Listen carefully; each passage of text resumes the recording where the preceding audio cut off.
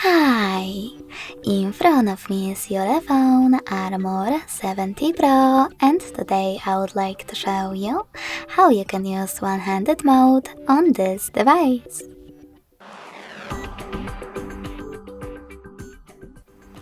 First of all, go into Settings and scroll down to access Intelligent Assistance.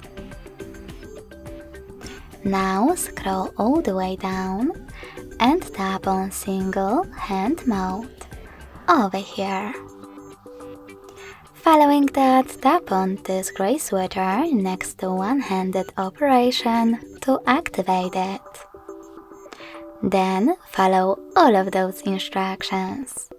I'm using Tricky's navigation, so I have to swipe left or right in the navigation area. So when I do that, as you can see, one-handed mode is on.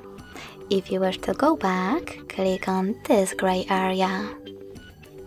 If you want to change placement of your screen, just swipe in the other direction.